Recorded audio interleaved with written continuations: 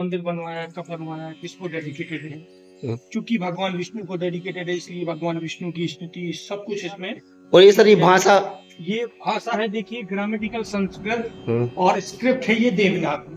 अच्छा, देवनागरी अपनी हिंदी भाषा की संस्कृत के दोनों कॉर्नर्स में आप देखिए तो क्रोकोडाइल माउथ है। ये जो क्रोकोडाइल है ये देवी गंगा का वाहन है। तो आप देखिए गंगा की धारा उन दोनों क्रोकोडाइल के मुख से निकलते हुए दिखाई गई और बीच में आप देखिए ये ड्रॉपलेट्स कार्व्ड हैं। हाँ, तो जब आप इसके नीचे से निकलते हैं तो ये ड्रॉपलेट्स सिंबॉलिक तौर पर आपकी बॉडी के ऊपर गिर जाती हैं और आपकी बॉडी प्यूरिफाई हो जाती है, शुद्ध हो जाती है। तो ये शुद्धता का प्रतीकात्मक के रूप में दिखाया गया है। ये टेम्पल का सेकंड पार्ट है जिसको हम कहते हैं मंडप। यहाँ पर देखिए स्टोन स्क्रिप्ट है, इसमें मंदिर की सारी इंफॉर्मेशन लिखी हुई है। किसने मंदिर बनवाया, कब बनवाया, किसको डेडिकेटेड है। चूंकि भगवान विष्णु को डेडिकेटेड है इसलिए भगवान विष्णु की स्तुति सब कुछ इसमें नोट किया गया। ये भाषा है देखिए ग्रामेटिकल संस्कृत और स्क्रिप्ट है ये देवनागरी। हाँ, हाथ से लिखी गई है वो। ये है देखिए टेम्पल का तीसरा भाग जिसको हम कहेंगे महामंडप। इसको डांसिंग हॉल भी पहले कहा जाता था। यहाँ बिसाइड में म्यूजिशियंस बैठ कर म्यूजिक इंस्ट्रूमेंट प्ले करते थे। यहाँ पर डांसर्स डांस किया करते थे। जो देवदासियां होती थी वही केवल यहाँ पर डांस परफॉर्म किया करती थी, जो कि एक डिवाइन डांस होता था, नॉट फॉर एंजॉयमेंट। अब देखिए मैंने आपको वर्तमान में 22 मंदिर बताए हुए हैं। 22 में से 21 मंदिर ईस्ट फेसेस हैं। केवल एकमात्र मंदिर है जो कि सदन ग्रुप में है, जो वो वेस्ट फेस में है। बाकी सारे के सारे ईस्ट फेसेस हैं।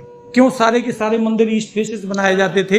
उसका रीजन होता था यूटिलाइज द संदेश। जब सूर्य निकलता है तो सूर्य की जो किरणें हैं वो firstly get on Mahamandapa and then after reflection it's lighted to the image. क्योंकि आप यहाँ पर कोई भी एक्टिविटी करोगे तो आपकी जो शैडो है वो इमेज के ऊपर जाएगी और इमेज गेट डार्क। लेकिन यहाँ फुल स्पेस मिलेगा। थोड़ा सा गैप दीजिए, थोड़ा सा।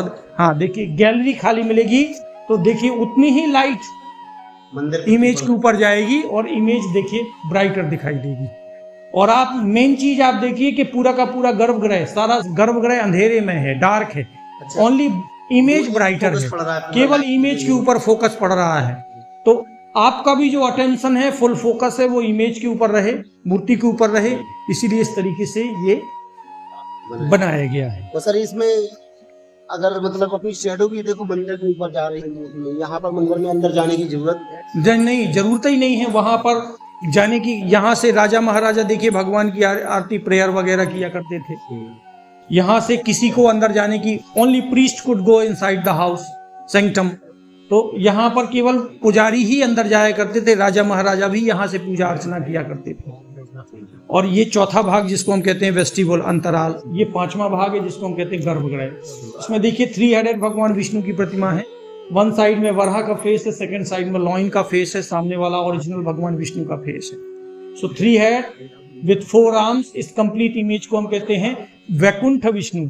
इसलिए ये देखिए उनके डोर गार्डियंस जय और इस तरफ ये विजय, ये उनके, इसको वैकुंठ की संज्ञा दी गई, इसीलिए उनके द्वारपालों को वैकुंठ के बाहर खड़ा किया गया है। और ये संधार टेम्पल है। आप देखिए संधार से तात्पर्य है आप अंदर ही अंदर भगवान विष्णु की परिक्रमा कर सकते हैं। देखिए स्पेस दिया हुआ है।